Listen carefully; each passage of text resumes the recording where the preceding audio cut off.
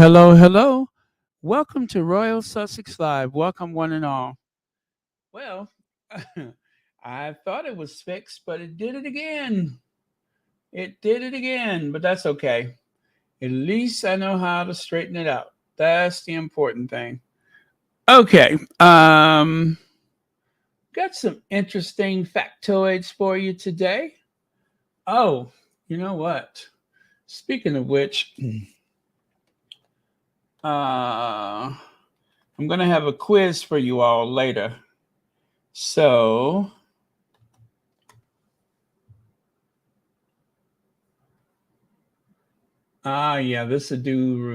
yeah, this would do rather nicely. Nope. Yep. Nope. Yep. Okay. Yeah, that should do it. Yeah. It's gonna be fun. It's not all that interesting, but I think you'll like it. I think you will like it. Let me put the finishing touch on this. Um, I hope.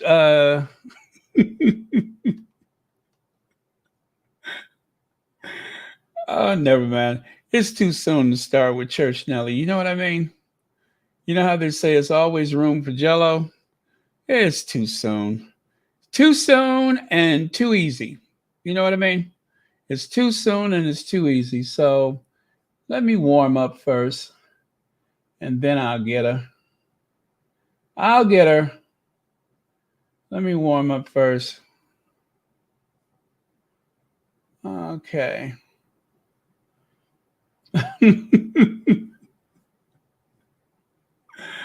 uh, okay. Let's see. Thank you for joining us. Don't forget to hit the like button. And if you're not a member and you're considering becoming a member, please do. I'd appreciate it. Um,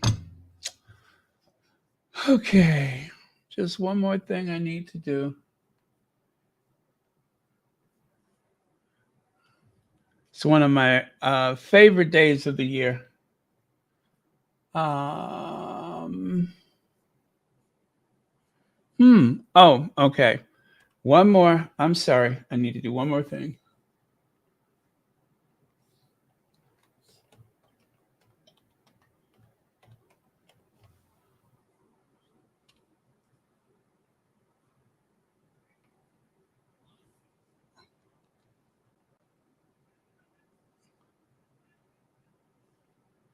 Okay.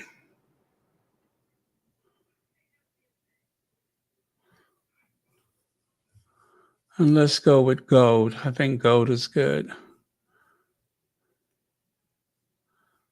Yeah. No. What's a good background color? I know, yeah, I'm stalling. Okay, here I come.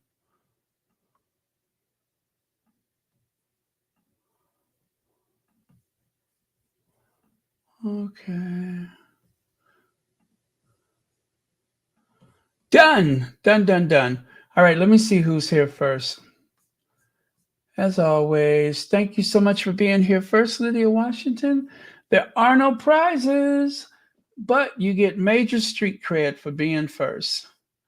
Also, someone sent me was it a Cash App earlier? Yes, it was. Anyway, thank you so much for that, someone.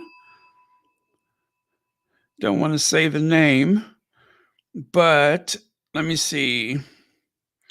What was the initials? Let me see. Oh, B, I think it's BIM. That was the initials. So thank you so much for the very thoughtful Cash App earlier. And Marcy Foreman, thank you for 18 months membership.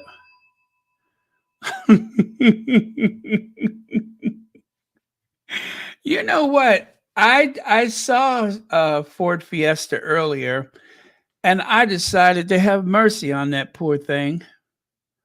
Um, I think you're talking about the awkward exchange today, right?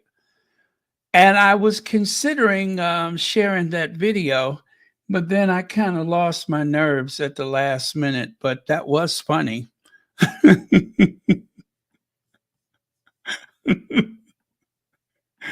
That was funny.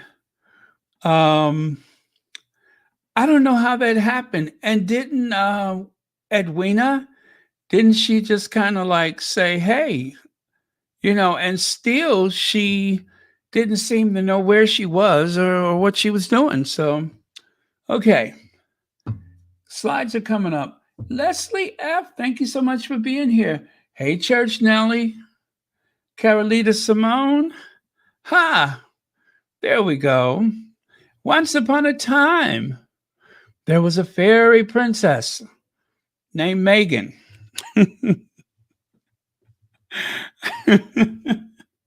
Don't you love that thumbnail? I did it myself. Anyways, and believe it or not, you won't believe who that witch. You won't believe who she looks like. Once you see them side by side, you'll be like, "Oh yeah, oh yeah." Okay, so here, Prince Harry shares that Prince Archie and Lilibet Diana are blessed with their mother's thick hair. The Duke of Sussex recently told a journalist of his daughter's hair that it won't be long until Lily can sit on hers. Wow, okay. Okay, she must have hair growing all the way down. Very cool. Wow, and it's going to be that nice auburn red color. That is going to be very interesting. Okay, so Lily is sporting a very, very interesting head of hair right now. Okay, we'll see. We'll see. Calavetta, thank you so much for being here. Hi, Judy Matassid. So let me see. Where is the article? Where's the article so I can tell you exactly what was said? Okay. All right. All right, there we go. So Prince Harry reveals daughter Lily has been blessed with Meghan Markle's long hair. The Sussex children are taking after their mother. It says the Duke of Sussex has shared a sweet tidbit about children, Prince Archie and Princess Lilibet, revealing that the youngsters have been blessed with their mother Meghan Markle's long, thick hair. That's the Duchess of Sussex, actually. Oh, these people. In this week issue of Hello, Chief Content Officer Sophie Vokes Dojan, writes about meeting Harry at last month's Well Child Awards. Harry is patron of the, yes, we know that. Oh, this revisionist history. I knew that the Well Child Awards were special to Harry, but it wasn't until I had seen him in action that I was able to understand quite how much this special day meant to Harry. They put the 40-year-old royal. Gosh, they keep telling us everybody's age. We know he's 40. Sophie, who attended the ceremony, writes, okay, she says, from the moment he arrived in the reception room, he had an infectious energy about him. I'd say that. And there were no airs and graces at all as he chatted about his own children ahead of the event. Sophie adds, Archie and Lily have been blessed with their mother's thick hair, he told us self-affectionately as he marveled that it won't be long until Lily can sit on her hair.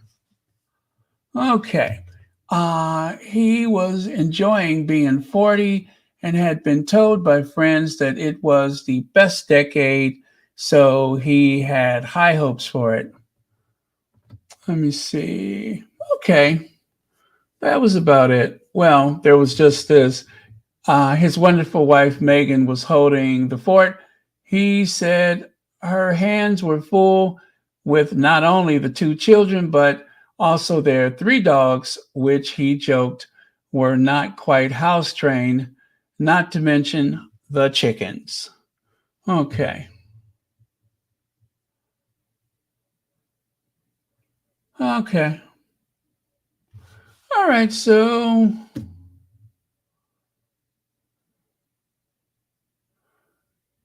okay, their beautiful red hair is on full display, although Archie has changed from a brighter red to a slightly darker auburn over the years, while Lily almost looks blonde in some lighting. Okay, and of course, this is the very limited photos that they have. All right, so that's it. Or as Amanda, is it Amanda Priestley? Devil Wears Prada? That's all. No, that's all. Okay, very cool. Now, let's get to a couple of more of these. There are still people tweeting like the what do you call it? The event happened last night or today. Like there, Miss Tracy Robbins says, when your girls are just too hot to handle, my goodness, at Hard Mom and M. So, of course, you all remember Tracy Robbins. And there on the right, you can see, is it Jamie Kern Lima? I only just heard of her today. I mean, this is the first time I've ever seen that name. Gorgeous girls at Hard Mom. And of course, that is Kelly Zafin, rather. And M, stunning on the outside and even more beautiful on the inside. Now, those are really nice compliments. I tell you, when Meghan and her girlfriends compliment each other, when they support each other, they go all out. So let me see. Oh, you know what? I think I put that one on the right twice. And the one on the left, gorge, as in gorgeous. That's another one from Miss Tracy Robbins. So just in case you don't know who these people are, Tracy is married to the Paramount Pictures president and CEO, Brian Robbins, and his wife, Tracy. Oh, anyway, that's the two of them. That was from the trip to Jamaica, right? And of course, it was a Paramount release, the movie that they went to the premiere. One Love, that's it, the movie One Love. And let me see who else. Oh, by the way, Tracy herself is an entrepreneur and content creator and such. So she keeps herself very busy, busy, busy. But I think, what did she get her start on reality TV? I'm embarrassed to say I don't really know her that well. And then the other lady, Jamie Kern Lima, within 8 years, Kern Lima sold that company, IT Cosmetics, to L'Oreal for $1.2 billion in cash. It made Kern Lima a very, very, very, very, very, very rich woman. According to Forbes, she pocketed roughly $410 million from the deal and is worth roughly $460 million today. Now, I saw another source said she's worth about $640 million today. So it depends on who you want to listen to. Anyway, I count her as one of my Very, very dear friends. Even though we've never met and she doesn't know me, um, I want to be friends with her. I really do. We can vibe, I think. Yeah, we can vibe. Let me see here. Oh, also, they're not gonna like this. From British royalty to punk rock royalty, all in one night. It was an honor meeting the Duchess of Sussex and then playing with the Descendants, um, Dressed to Kill, courtesy of whatever that is. What is that? The something couples.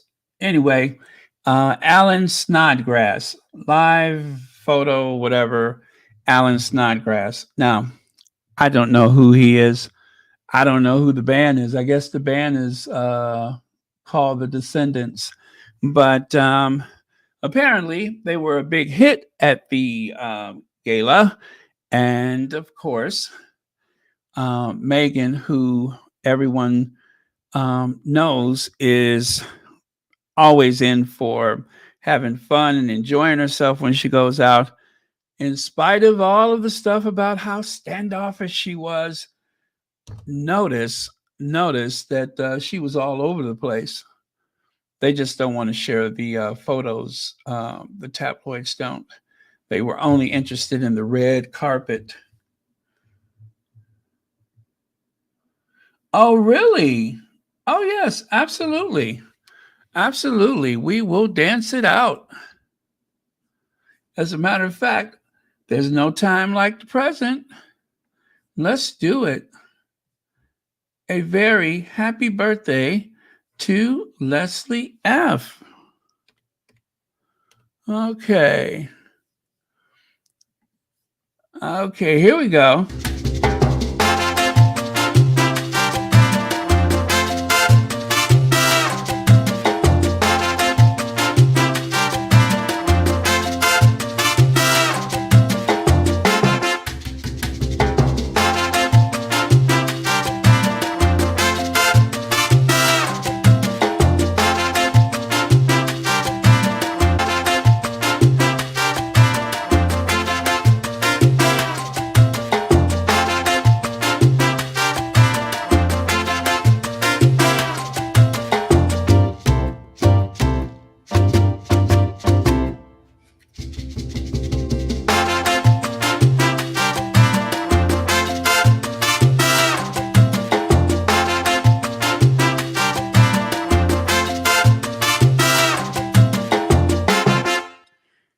Hey! All right. Happy birthday, Leslie F.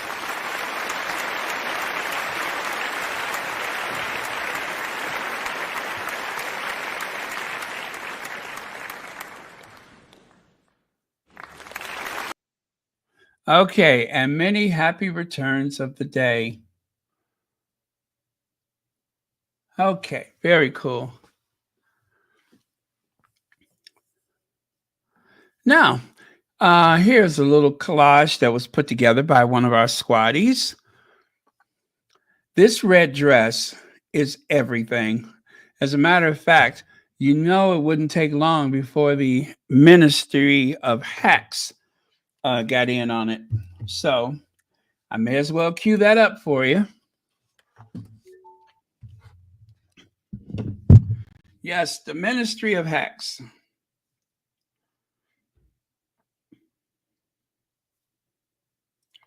What say you, Ministry of Hacks, who's available on TikTok?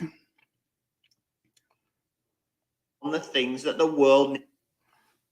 Morning, guys. This is what's known as the domination of global media coverage. And I put this little montage together. That's a good word, isn't it? I put this little montage together just to demonstrate how much the red dress episode affected global media all over the world. If you stop this video or save the image and then zoom in on it, you'll see that I've chosen titles from basically everywhere across the globe. This is global domination of the media on an unprecedented scale from Meghan. And I wanted to put this up there because not everybody realizes, particularly some of the more favored royalists in the comments, not everyone realizes just how much pull this lady has when it comes to the global media. And that's why the causes that she works for, notice that word work, get so much media coverage. This is why she's so skilled at shining a light on the things that the world needs to be talking about. Because the global media follows her, and because they follow her, they follow any causes she attends. Have a look for yourself. It's all varied coverage. It's all hugely positive, not only focused on her looks, which obviously she looks absolutely fabulous, but also talking about why she's there, what she's doing, and what other people can do to help. Have a brilliant Tuesday, guys. Catch up with you tomorrow. All right. Thank you, Ministry of Hacks. So that is what the ministry had to share today.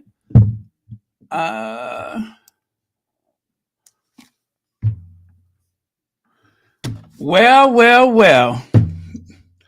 If it isn't the Wicked Witch of the Devil, I don't even want to say this tabloid reporter, journalist, essayist, I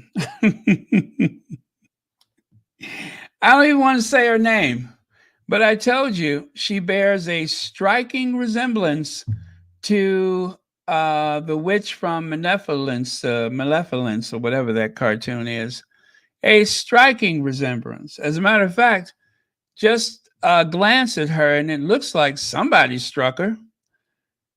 She had the caucasity to go after Meghan, claiming that she was a fan or a supporter because Meghan is a woman. And anyway, she claims that the red dress has killed it for her, that the red dress has ruined any support that she may have had. Whatever semblance of support has unfortunately eroded. It is unequivocally just ruined. It's done for. There's no coming back. There's no reaching back or anything like that. She's through with Meghan.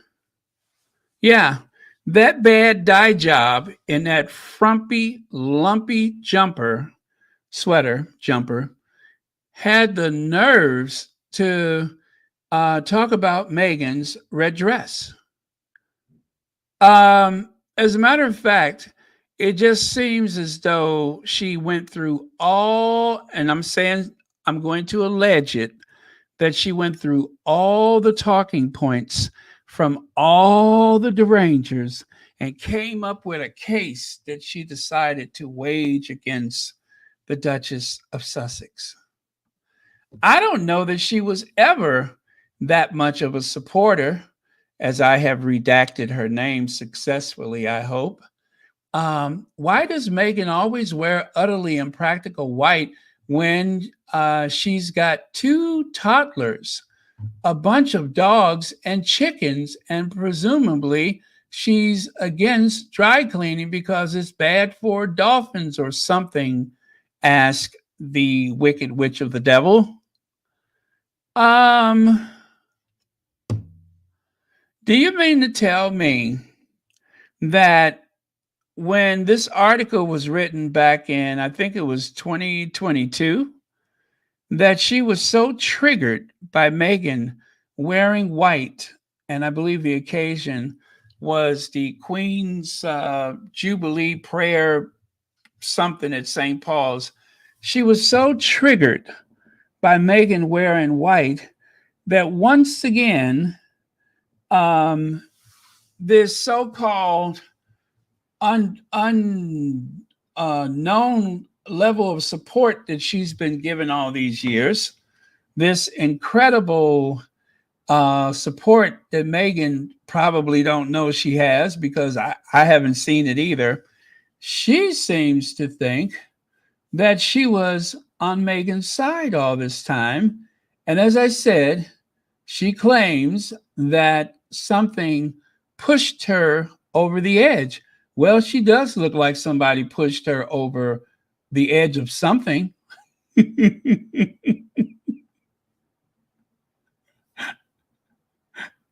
I mean,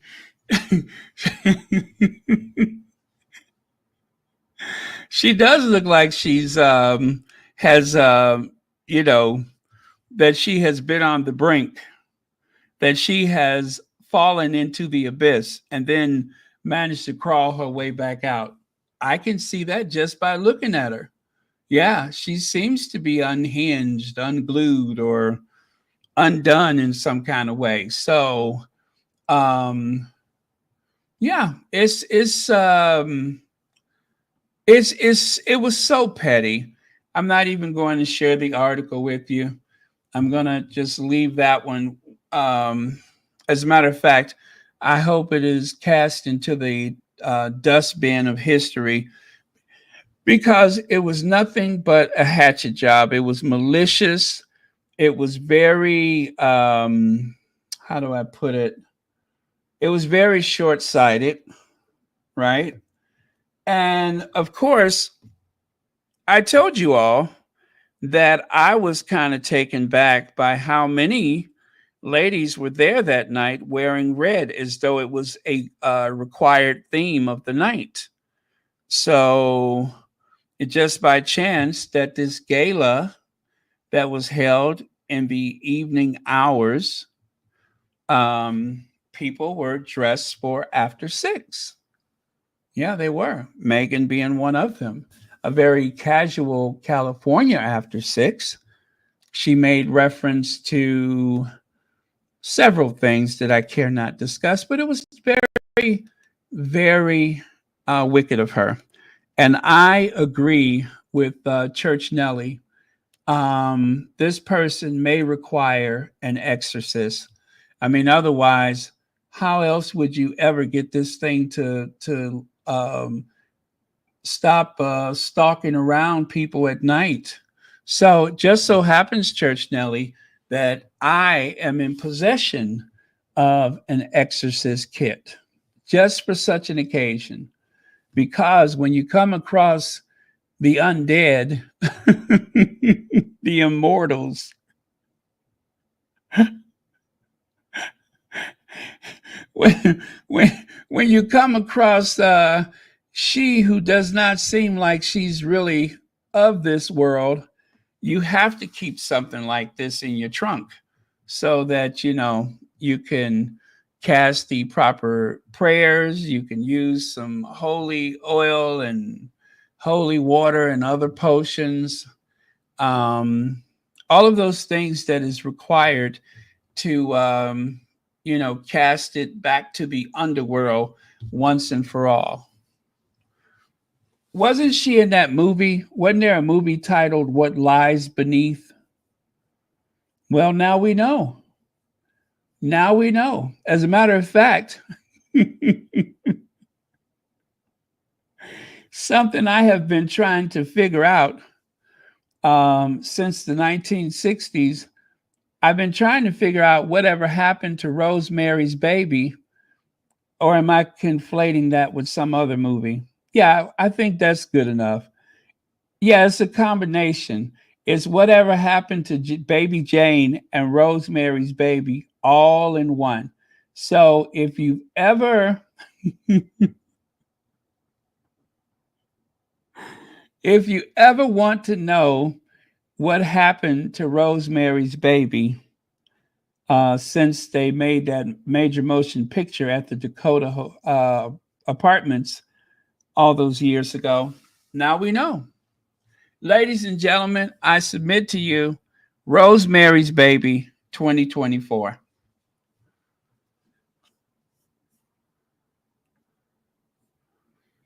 Okay. And then take a look here. This person had the nerves to try to impress us by going bareface. The truth is, I thought she was bareface. As a matter of fact, you couldn't convince me that she wasn't barefaced because surely that wasn't the result of a good makeup job. The barefaced truth, if confidence comes from within, and trust me, this person needs all the confidence they can get. Why do so many emancipated women still need war paint? Why don't you tell us? Because you look like you've been in the 100-Year War for 200 years.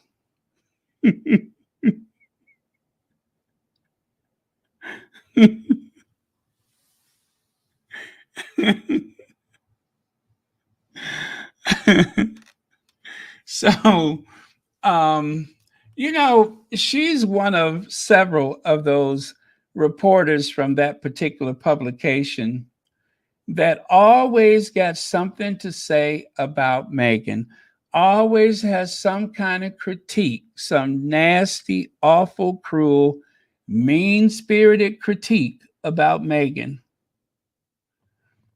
It's time to do as Michael Jackson says and look at the man in the mirror, or the Disney character in the mirror. Let's see. Kat Harlem says this highly unattractive woman will get her karma for putting negativity and ugly in the world.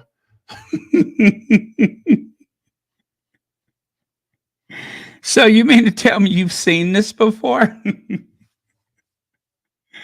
I agree with you. Thank you, Kat Harlem. And Judy Matas said, oh, thank you so much for the super sticker. And thank you and Kat Harlem both for being members of Royal Sussex. Okay. Let me see. I think I said everything I needed to say. So anyway, let me just finish up with this. Oh, I think we might finish in an hour today, less than an hour. Meghan made quite the impression, and it's very interesting that you can always count on a handful of awful Fleet Street broadsheets and rags, not even worthy of cleaning dog poo off of somebody's shoe. You can always count on them for something negative and nasty about Meghan.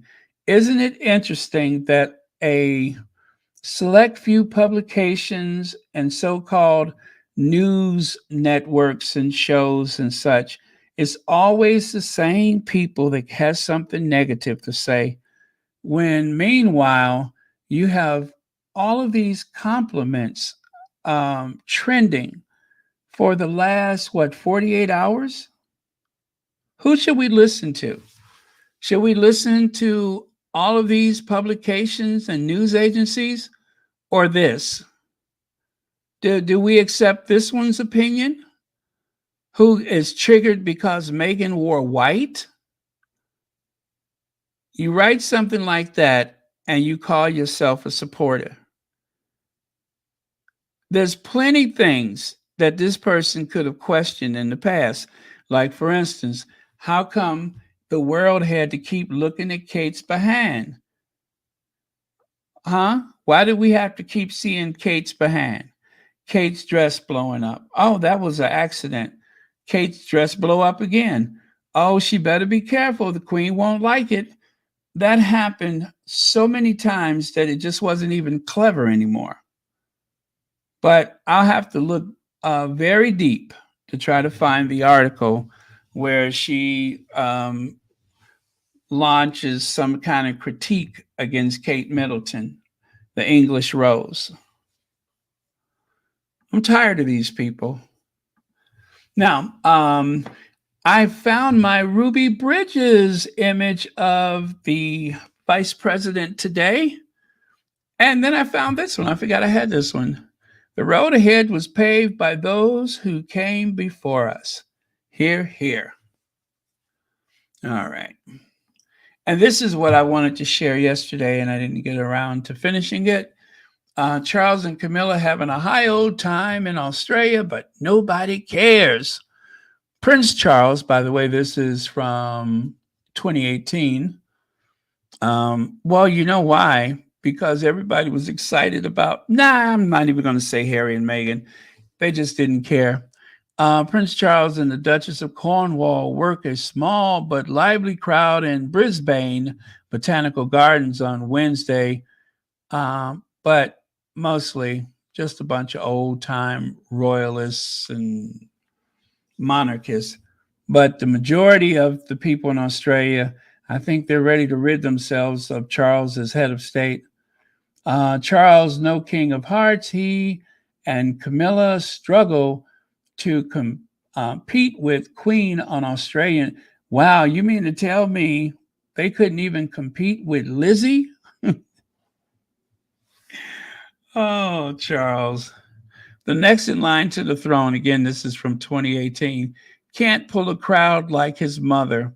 A few thousand people, most clutching umbrellas and standing in mud up to their ankles, were at the City Botanic Garden in Brisbane for what was billed as a historic opportunity to meet the Prince of Wales and his concubine. And of course, over there, Camilla and Prince Charles in Australia, backlash, go home, you're not welcome. What's that? What? I can't hear you. I said, go home, you're not welcome. What? Get out of here. Oh, okay. Prince Charles and Camilla were hit by a tirade of abuse at the Commonwealth Games opening ceremony, with angry Australians telling the royal couple they are not welcome in their country. Woof! Where was I at when that happened? I love it. Now, this is the fun thing I wanted to share with you. Please tell me, and don't cheat, you all. Please don't cheat. But as soon as I saw this, I knew exactly what it was. In 1886, this brand's bookkeeper came up with his name and flowing script logo saying the two C's would look well in advertising. And when I say the two C's, I don't mean Charles and Camilla. Do you all know what company that is? This was on Jeopardy. And three supposedly highly intelligent people, nope, not cookies and cream. Yes, Carmen's Place. Yes, yes, yes, yes. Coca-Cola. Coca-Cola. And to be fair, Angela M64, two people got the wrong answer. Coco Chanel. Coco Chanel. And one person, let me see, what answer? They said Courier. Courier. They said the brand was Courier. Now, I think they were talking about the air conditioner company. I don't believe there was a Courier air conditioner, and least of all, not in 1886. The 2C logo, of course, is Coca-Cola. 1886, the bookkeeper said that the two C's and the flowing script, that was a hint right there, two C's and flowing script, that should have been all they needed. And three very intelligent people could not get Final Jeopardy. When I looked at the article, I said, Coca-Cola, just that easy.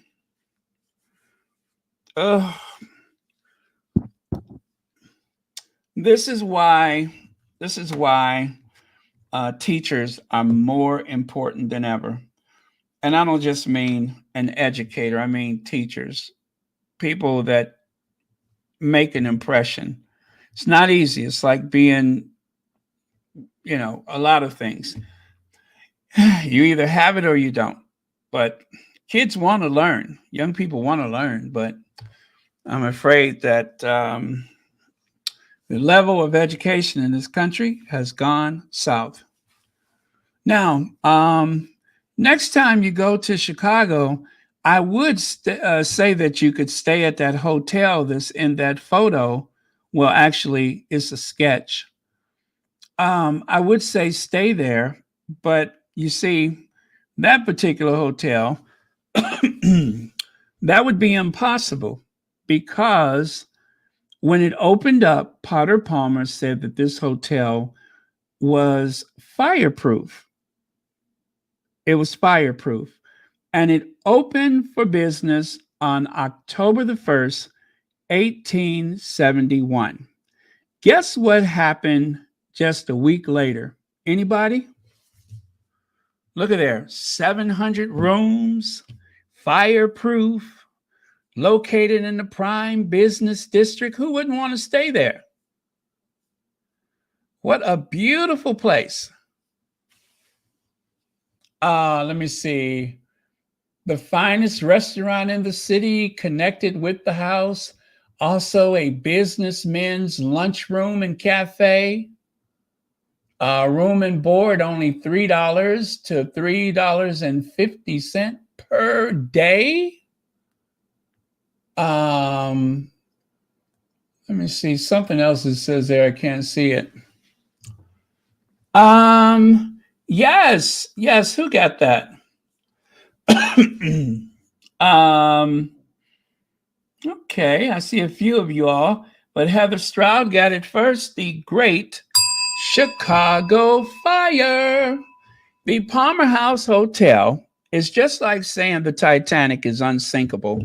I don't know when people are going to learn to say what ain't going to happen. God is in control, not us. Anyway, people need to know when to say what ain't going to happen because they were wrong. The hotel burned down a week later in the Great Chicago Fire. And I mean, burn, baby, burn like a disco inferno. What a monumental understatement. By the way, I'm going to finish with the Great Chicago Fire. So if you guys need to get your sleep on, go ahead because I'm going to finish with this little bit of American history. This was the Palmer House Hotel when it reopened. You see, that was the original hotel. And Potter Palmer took what was considered to be the largest personal loan in the history of the United States to rebuild that hotel from top to bottom.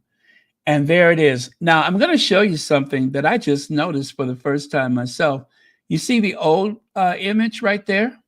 Take a look at the new one. Looks slightly different. You see those things up on the roof that look like walls? They almost look like fins. Those are firewalls. Those are fire breaks.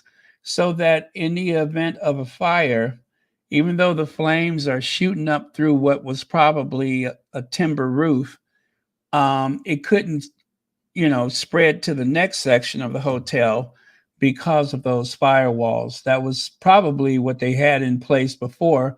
But if you look at this, you can tell that it seems like they wanted it to be that much higher to prevent any spread. Now, I can tell you right now, this hotel, they actually started construction in the spring of 1872, right? And the hotel has been open ever since. Can you believe that? That is probably the oldest hotel in the country. It has been open every day since I think it was 1872, 73 after the fire. And I can tell that this photo is not from 1870 anything because there are automobiles on the street. See that? There's automobiles and electric lights and cables and stuff. So that is the second Palmer House Hotel.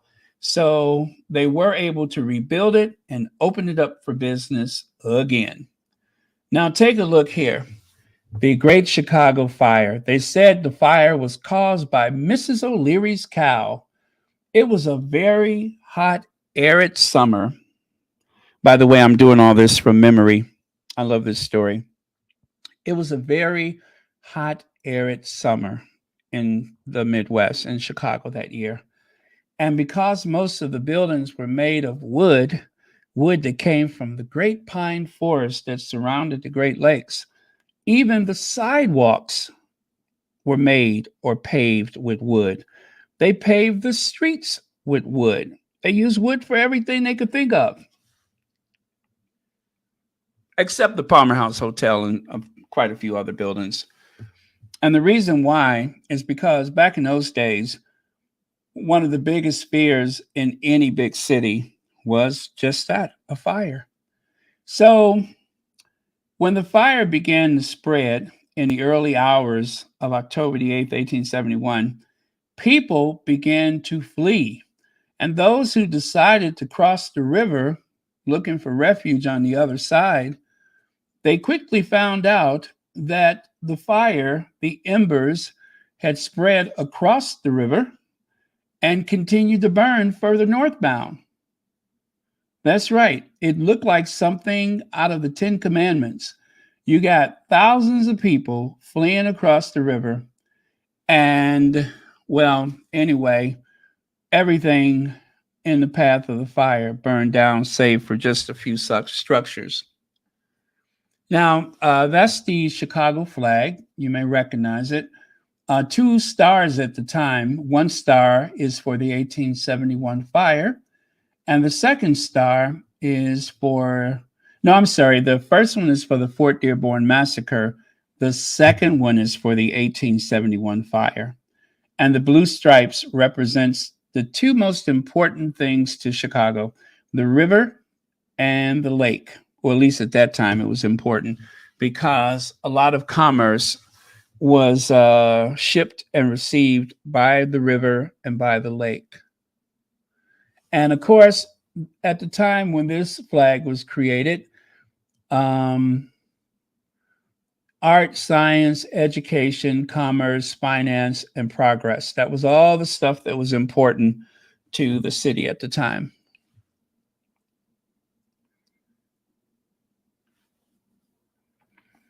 And here is the modern day Chicago flag with four stars. You have the 1812, the War of 1812, the Fort Dearborn Massacre. You have the 1871 fire.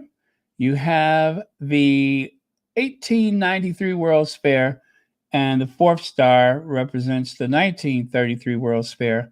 So, two World's Fairs, the Century of Progress in 1933 to celebrate, what was it, 100 years since the founding of the city of Chicago? And the second one was actually the last one. That's for that. The one before that, that is for the Columbian Exposition to celebrate 400 years since Christopher Columbus started a genocide in the Americas. PETA would be proud of me for saying that.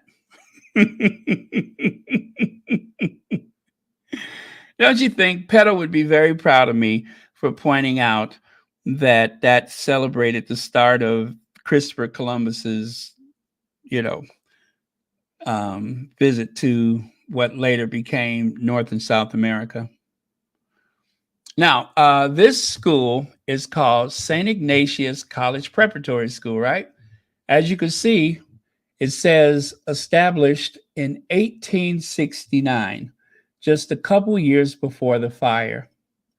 Well, when the fire was spreading throughout the city, it came within a few blocks of St. Ignatius, which is part of the Holy Family Church. Um, so you have the church and the school right there next door to each other. Well, Father Arnold Damon, he was a French Jesuit priest. Father Arnel Damon, he was away, I believe it was in New York. And some parishioner or someone from the church was able to wire with the telegraph, they sent a message to Father Damon saying that the city is burning and the church may be destroyed. So Arnold Damon said to go to the altar of the Holy Mother and light some candles and I think do the rosary, pray or whatever. And they did. And do you know, by a miracle, the fire only came within a couple of blocks of the church and continued to burn northbound on its way to the Chicago River. Oh, thank you, TMCD. You know, history is like one of my favorite subjects. And thank you for 18 months membership. Now, after burning for 3 days and 3 nights, the city of Chicago was in ruins. You can see that there were some buildings that had iron structures holding them up, like that one. You see those columns on the first floor of that building? Well, that is where they had some of those early plate glass windows so that the merchants could display their wares. And also, you can see in the distance, there's a factory of some sort of commercial building that survived the fire. And you'll notice that the all of the bricks are in a heap on the ground and in the lots where everything was located. And those are omnibuses. Before they had power cable cars, the cable cars were drawn along the street on tracks by horses. They were horse-drawn carriages, but they called it an omnibus, but really it's just a big carriage. And that's how people used to get around before they used electricity. And I think some cities, did they ever use steam for the cable cars? I don't recall. But you know what? If you dig deep enough anywhere around the city, you can still find those cable car tracks covered by years of pavement. Oh, Barbara Richardson, thank you so much for the super chat. And thank you for staying around to hear this. And take a look there. There's more of the city in ruins. Now, you're probably wondering how many people died. Approximately 300 people. They even had to let some people out of jail so that they wouldn't die. And of course, I'm so sorry, I neglected to put a photo of the Chicago water tower. There was a water tower right along Michigan Avenue. And of course, plumbing does not burn. So that building is still standing today. It's not very big, but it's one of the few buildings that survived the Great Chicago Fire. But in all, they say some 17,000 buildings were destroyed. 17,000 buildings were destroyed. And what finally extinguished the fire was actually, they finally got some rain. The fire did not burn its way out. I can show you something that's really cool. Let me see here. You'll love this part of it. You're gonna love it. Let me find the photo. Or the sketch, should I say. Oh, wait till you see it.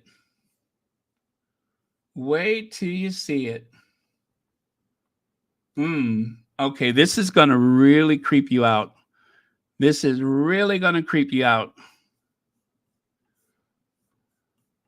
So, as the fire burned, people continued to move northbound. The fire started on the southwest side of what was Chicago at the time, and it continued to burn northbound. until it reached what is today, or actually at the time, it was, I believe it was still called Fullerton Avenue. Okay. Don't go nowhere. You got to see this. You got to see this. Ha ha. Ha ha ha. Gosh, I hope this works. Oh, you know what? Why take chances? Let me just let me do this another way. Let me do this another way. Just so I can make sure that you can see it. Because that one might not work.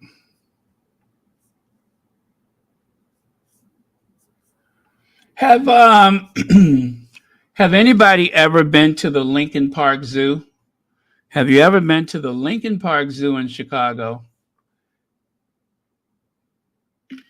There's a reason why I'm asking you that. The Lincoln Park Zoo, Chicago. Okay. Let me explain. So,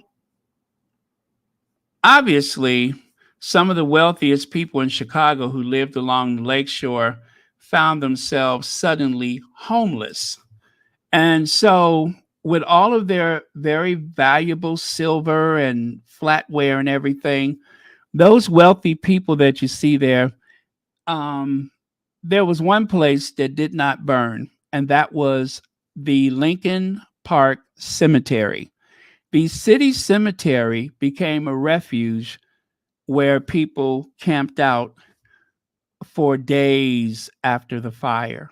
And so you can see on the left side all those headstones. Well, they were literally picnicking on the graves, they were sleeping on the graves. So after the city rebuilt, and after there was so much disease, cholera and typhoid and such, just like San Francisco, they knew that the cemetery has to go because it's right next to the lake. And the lake, of course, was one of the sources of illness in Chicago at the time. About 60 people a day were dying from typhoid and cholera and such. Even without the fire, people were dying every day. Um, and so the lake was polluted by the Chicago River. And so the other thing that polluted the lake was the cemetery, because a cemetery next to your drinking water, well, Chicago has a pretty high water table. If you know what do you call it? Topography. Yeah, the topography of Chicago. They have a very high water table. If you dig a hole, eventually water is going to come bubbling up. So that water, of course, goes right over into the lake or comes from the lake and back and forth, depending on the rain. So they moved the cemetery. But the thing is, they did not move all of the graves. And so back in, I think it was the 1990s or the early 2000s, they were doing some excavation because they were building an underground garage next to the Lincoln Park Zoo.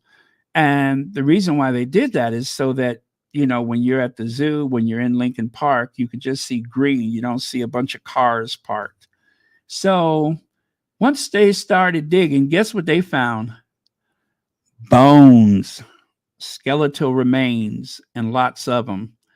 And so they repatriated the remains that they found, but they did not dig up the entire park or the zoo looking for any more human remains. They just decided to forget about it. So I think, I can't remember the number. I think they found about like 200 graves or whatever. Some of the unscrupulous people that they paid to move the cemetery, just like in the movie Poltergeist, they were just moving the the headstones. They had not the headphones, the headstones. So yeah, so we don't know how many people are still buried at what is today Lincoln Park and the Lincoln Park Zoo. Nobody knows. Sabri Brew, thank you so much for the super sticker. And thank you for being a member. And Judy Matassit, praying for my family and everyone in Florida. Yes. And Western North Carolina still needs your prayers. Thank you.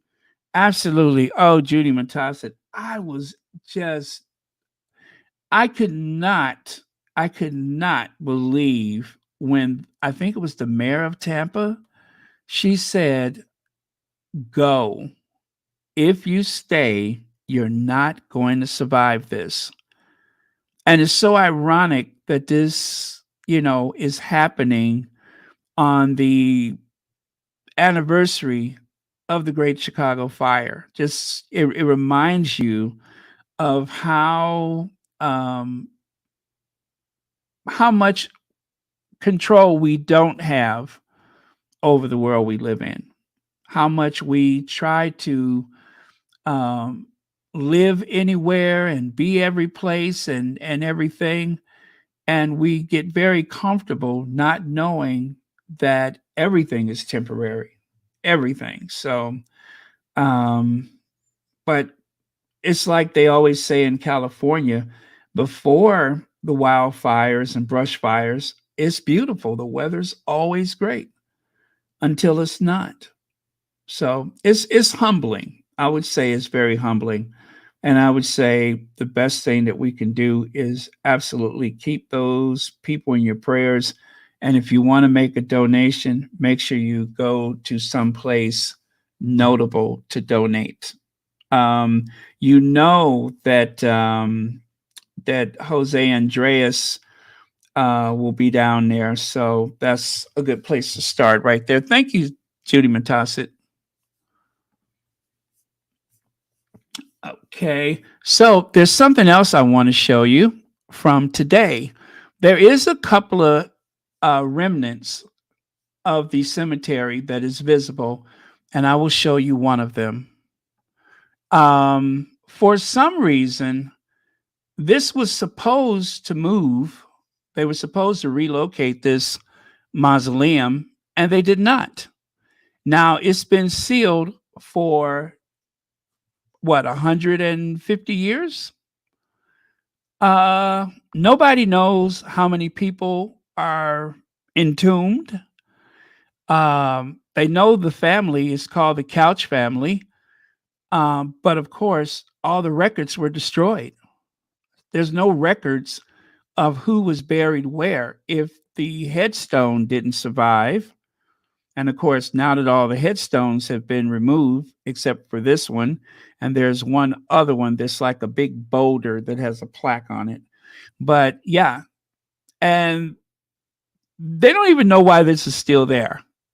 Nobody knows why this one mausoleum was allowed to stay when every other grave was supposedly removed. So it's just one of those quirky things about Chicago history that doesn't make a whole lot of sense. But there it is. The Couch Memorial, the Couch Tomb, is still standing exactly where it was 150 years ago. And nobody knows why. They think it may have been some kind of political payoff. Some people assume that maybe it was just too big to move. I believe that they bricked over the entrance, or they sealed it forever. So it would be interesting to know who, what, and why is someone inside and why did it stay. But until such time, nobody knows. You can see even the windows, probably stained glass. The windows were removed and they put stone in place of it. So just a little interesting thing. But that place is still very much, very much the eternal resting place for all of the people, well, not all of the people, but a great deal of the people that were buried there prior to the fire. Okay. Here's a couple of sketches. Couple, I think I have a couple more sketches. There was no photography at the time. There was no way to allow people to witness the intensity of the fire. There were cameras, but they could not pick up those images. They wouldn't have been able to work in that setting. So based upon the letters that people wrote to their families and eyewitnesses that wrote books or articles or whatever, essays, this is the best way that you can imagine it. Is just, it's 1871, there's no automobiles. And the fire brigade, they were already exhausted because there was a fire on October the 6th. There were a few fires that they had extinguished before Mrs. O'Leary's barn. And of course, the whole thing about Mrs. O'Leary, you have to understand that at the time, there was a lot of prejudice against Irish people. Remember how they used to have those signs? No dogs, no whatever, no Irish, no blacks. And sometimes you wouldn't even see no blacks, you just see no Irish, no dogs and no Irish. That was what people thought of the Irish at the time. And eventually, with so many Irish immigrants, you know how they worry that people, others, are going to flood into the UK and take over? They're going to flood into the US and take over. Well, that's what happened. There were so many Irish immigrants that eventually they took over the municipalities of the biggest cities in the country. They became the fire chief, the police commissioner or commander. They became the mayor. We've had a long history of Irish mayors in Chicago, two of which I know served for, one served for 20 years till he dropped dead, and his son served for 22 years until he met a doctor, a black woman, until he met this brilliant black woman doctor. And he was like, you know what? I'm going to need some time off. I'm not running for mayor again. Fancy that. Something about that black girl magic, huh? Yep, he gave up the city. All those years he was pining to be mayor, and he met this beautiful black doctor and took off with her. You can look it up if you want to. His name is Richard Daley.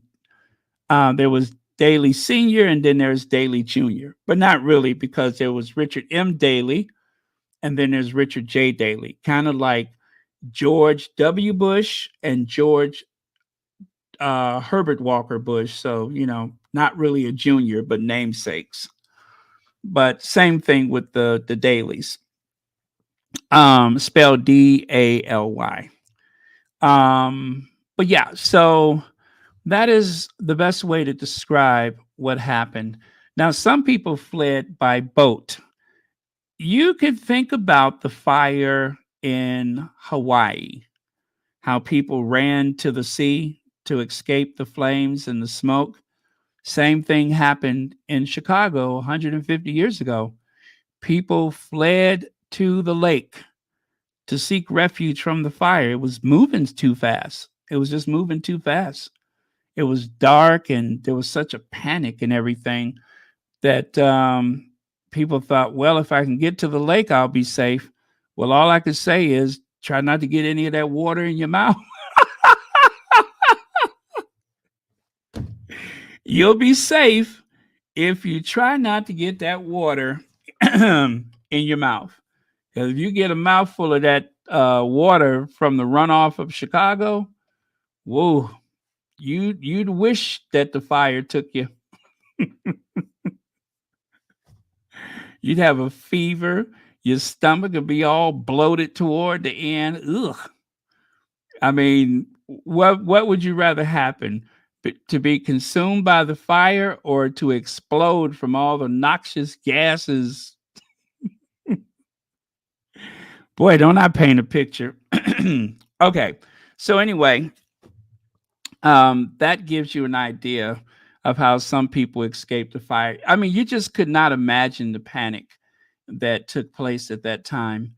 You're literally looking at something that seems like it was a Bible story.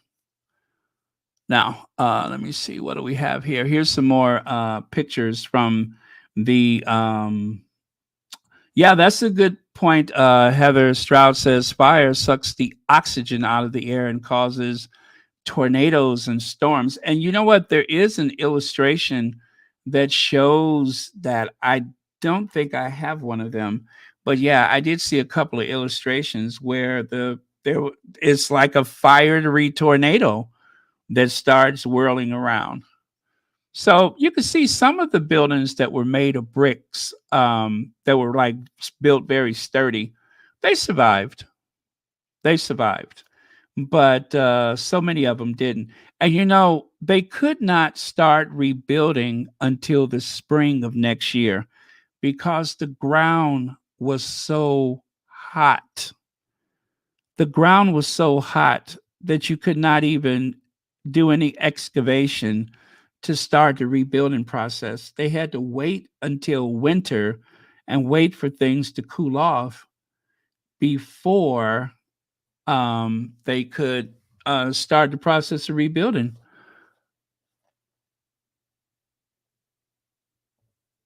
Oh, well, thank you, April Jones. I'm glad to be helpful. Um, so, of course, some of the most stringent fire codes in the history of the United States became the law in Chicago after that. No more, temporary wooden structures. You had to go fireproof. And ever since that time, it like you could see some of the old buildings in Chicago that will say fireproof because that was a selling point. As a matter of fact, let me see. Do I have a photo of one of those? I think I may have a photo of one. Let me see. If I look up fireproof, I think I could show it to you.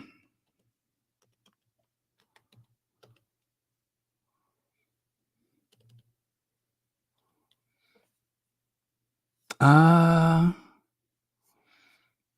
no, I do not. No, I do not. But I could see it in my mind's eye, but I guess I never did take a photo of that one.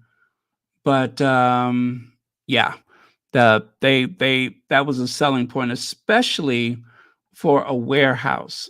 You could find like in the terracotta or the bricks, it's like made into the brick. It says fireproof. They just wanted to make sure that that your stuff would be safe. And this is somewhat like what Helen was speaking of, although this is, on a much larger scale.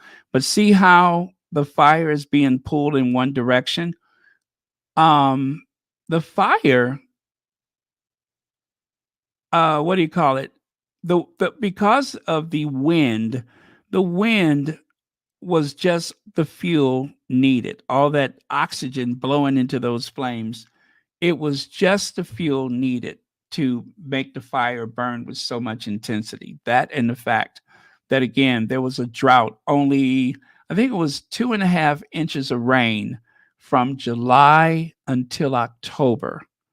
There was only 2.5 inches of rain in Chicago that summer. Look at that one. Look at that one. It must have been horrible.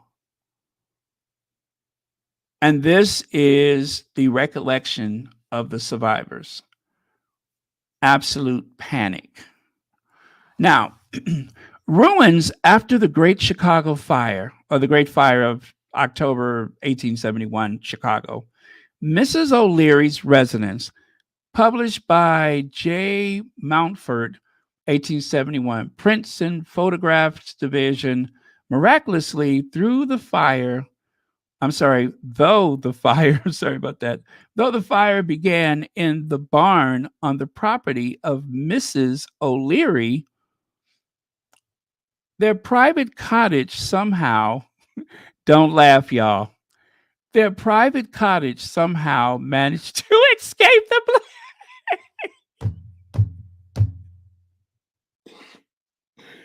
Woo. I repeat, out of 17,000 buildings that were destroyed in the Great Chicago Fire, the barn belonging to Mrs. O'Leary, ground zero,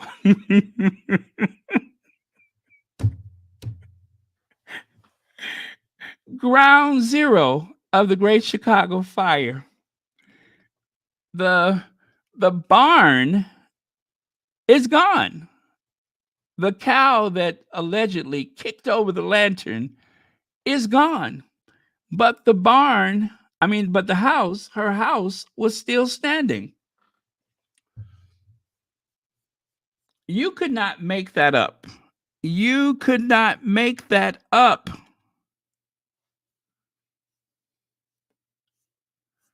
If somebody said, you know what if we wrote a story about, would nobody believe it? Would nobody believe it? You couldn't make anybody believe that.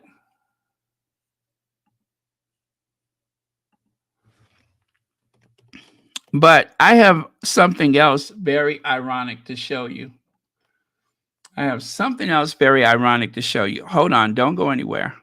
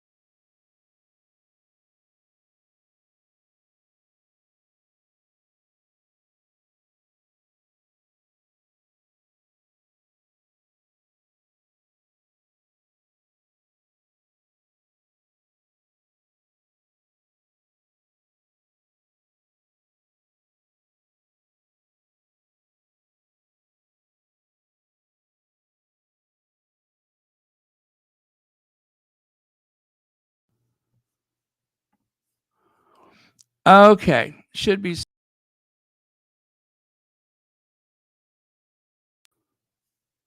Check 1, 2, 3. There we go. There we go. Oh, you can hear me? Great. Okay. So, nobody knows what it is?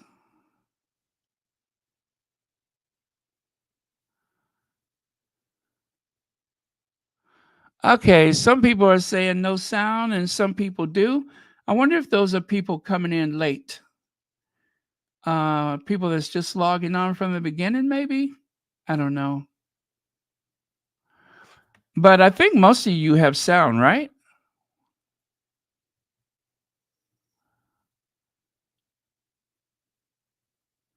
Yes, no? Sound, sound, sound? Yes, refresh. Thank you. Thank you, Lydia Washington. Okay, since nobody knows what it is, let me tell you what it is. That is the Chicago Fire Academy. I repeat, that is the Chicago Fire Academy. The flame marks the spot where Mrs. O'Leary's barn stood. It marks the spot. You see that sculpture? It marks the spot where the fire started on October the 8th, 1871. The building in the background is the Chicago Fire Academy.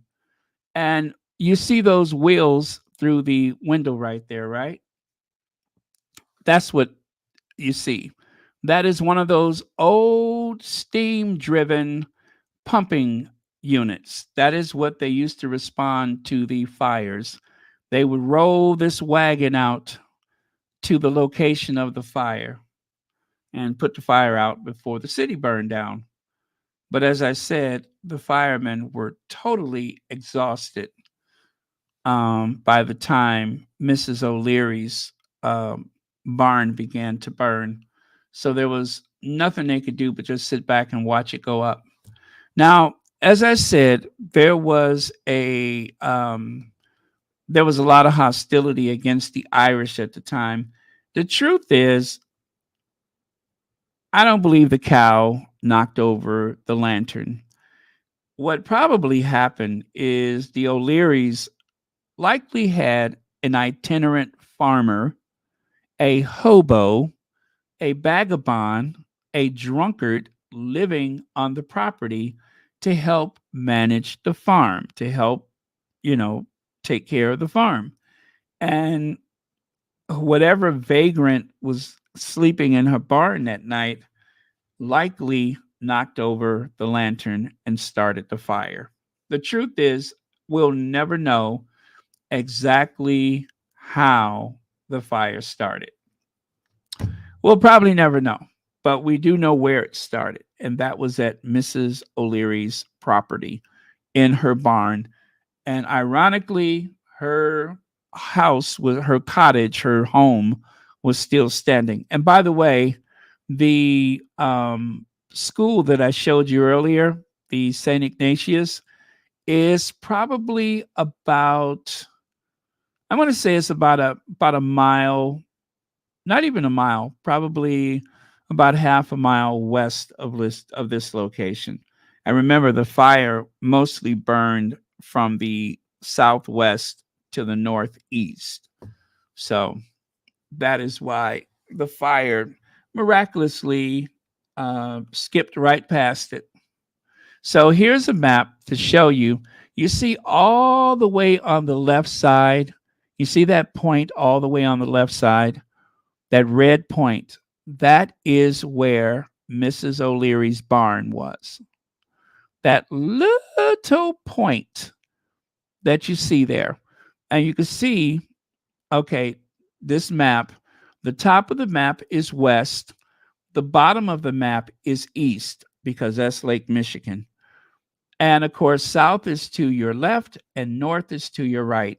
So the fire burned all the way to what was the center of the city, the middle of that circle, and continued to burn northbound all the way up to the other point that you see on the right side. also known as Fullerton Avenue.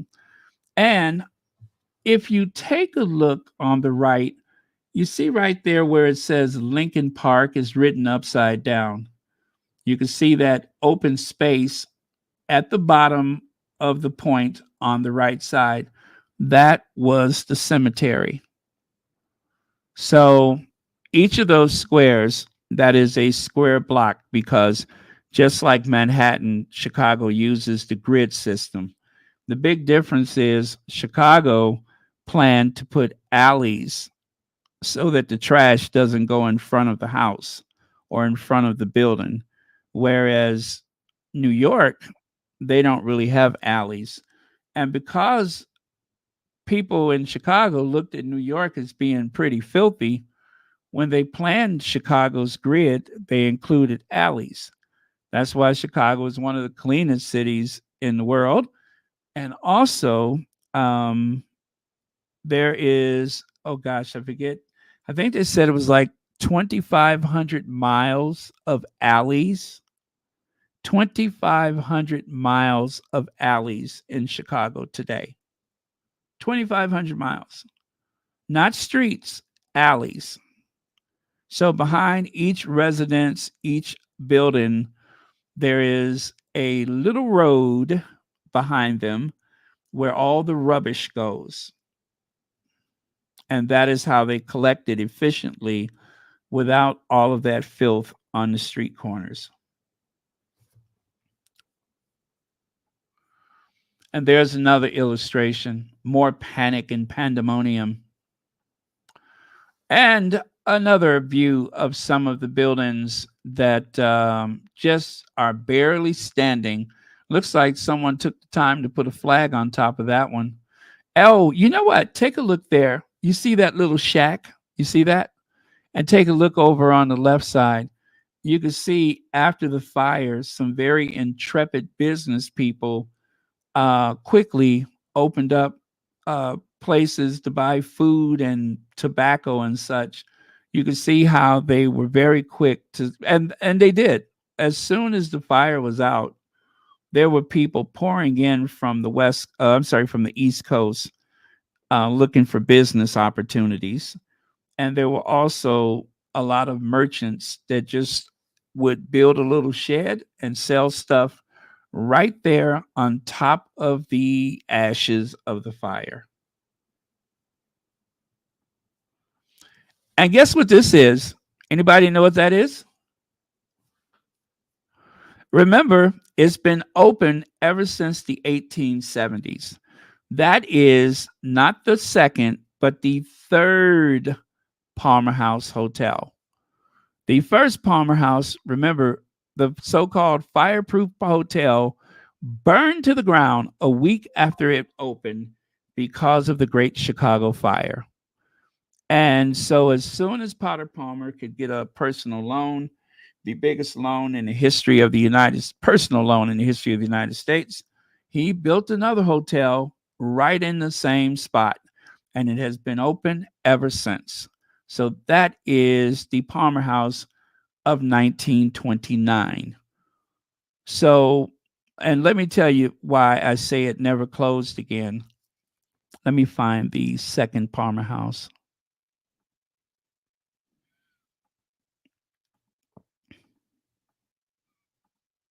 Okay, so remember, this is Palmer House number two. When they wanted to build the new Palmer House, instead of shutting down the whole place and rebuilding, what they did, you see those firewalls that I showed you before? Well, they used that to their advantage. They tore down entire sections of the hotel, and as they tore it down, they commenced the rebuilding the place in the very modern style that you see today. Well, actually, from 1929. So, in the process of destruction and construction, they would raise parts of the hotel and then build the new one, which is why they never had to close again. And so, ever since, the Palmer House has been open. Um, and at the time, it was the largest hotel in the United States. I think it had about maybe 2,000 rooms or something like that, but it takes up almost an entire city block. It was one of the largest hotels in the world and definitely the largest in the United States, but it didn't keep that record for long because another mammoth hotel opened up that same year, 1929. Another mammoth hotel opened up called the James W. Stevens Hotel, which is also known as the Chicago Hilton today. So let me see here. And this is the inside of the Palmer House Hotel of 1929. Now, Potter Palmer, the founder of the hotel, he had long since died, so I don't think he ever saw this. But this very Italian Renaissance looking room, that is the current lobby of the Palmer House as you see it today. So if you ever come to Chicago, you could always go inside and see this beautiful space. It is free of charge. You can just go in and listen to them play the piano. All right, so that's it for story time. Thank you very much for hanging out. I really do appreciate it. Don't forget, that is the mailing address. That is the business address. I don't live there. So if you need it, I'll leave it on the screen and I'll probably put it on the community tab. And I'm not just doing this because you only have about 25 shopping days to my birthday. No, no, that's not why I'm doing this. Just in case you. Woo! I couldn't say that without laughing. But just in case you want to drop me a postcard or send me a letter or something like that, remember, it's just about 25 shopping days to my birthday. And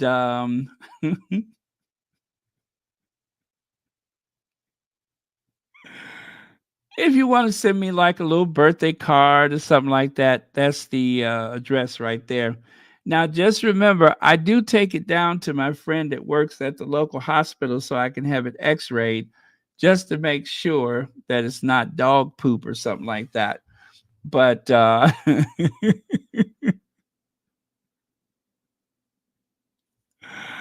but yeah, I'll just leave it up there. That's the business address. Um, and of course, there's always the wish list. Oh, thank you, Lydia Washington. You must have been reading my mind. Uh,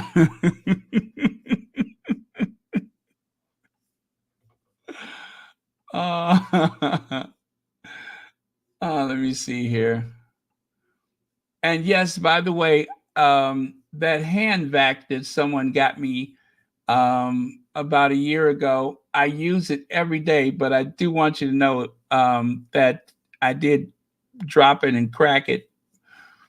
So I put another one up there just in case whenever this one goes out. But yeah, so anyway, let me put that at the top of the chat before I get too tacky.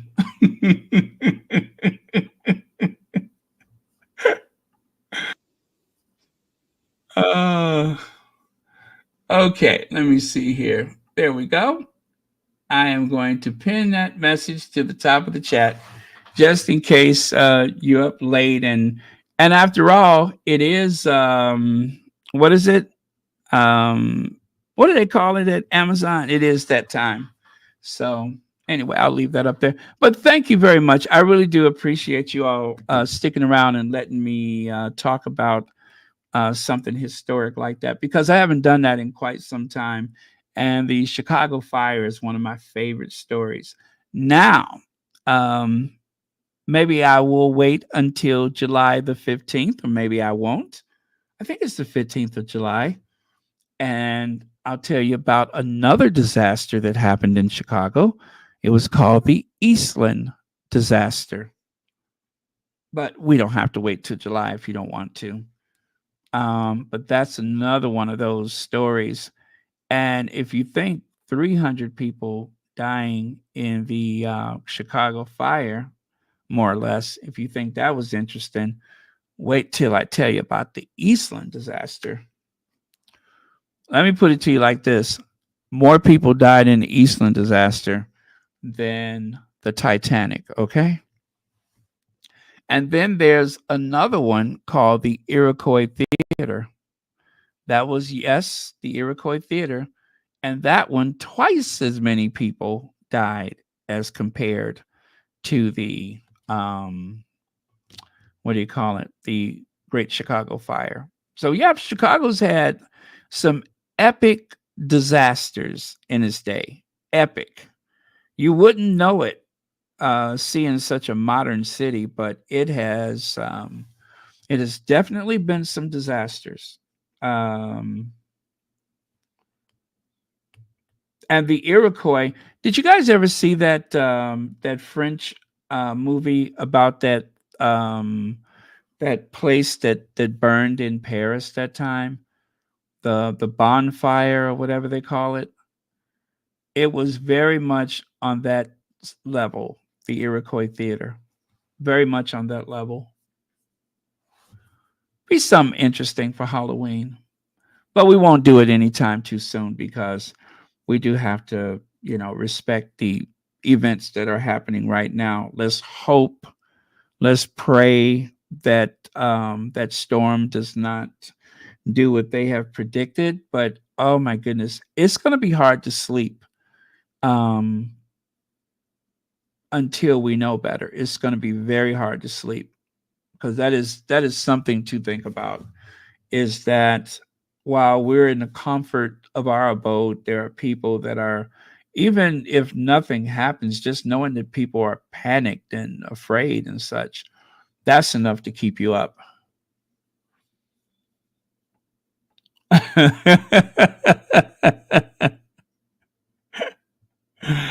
uh, just a little bit, maybe just a little, just a little tacky. Yeah. Um. Okay. Let me see here. Okay, are we good, you guys? We are good, right? So let's say good night. And again, thank you so much. I really enjoyed talking about the Great Chicago Fire, October the 8th, 1871, a day that changed Chicago forever.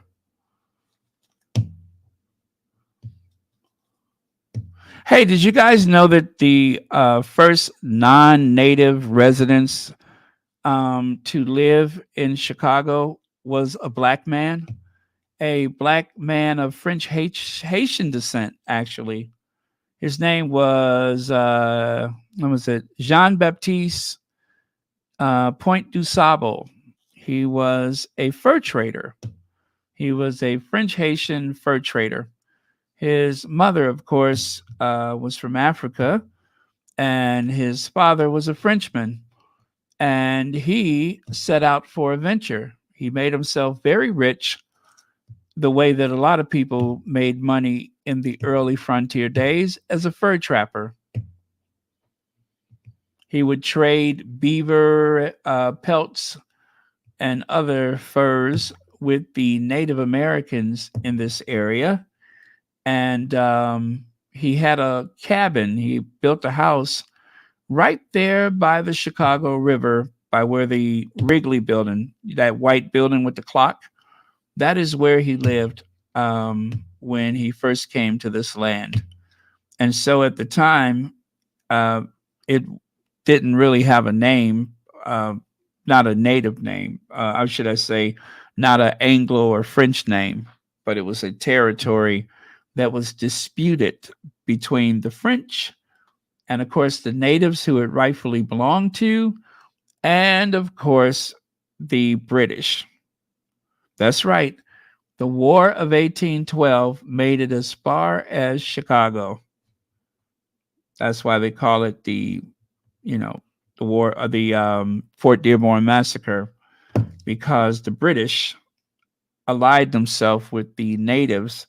And they said, if you can drive those American settlers out, we will give you your land back. And so, yeah, there were three interests fighting for this territory. Okay. All right, so I promise that's it for the history for tonight. Daffodils, thank you for being here. Okay, let's have a little music and get ourselves out of here. And I think it is still a Madam Duchess Day.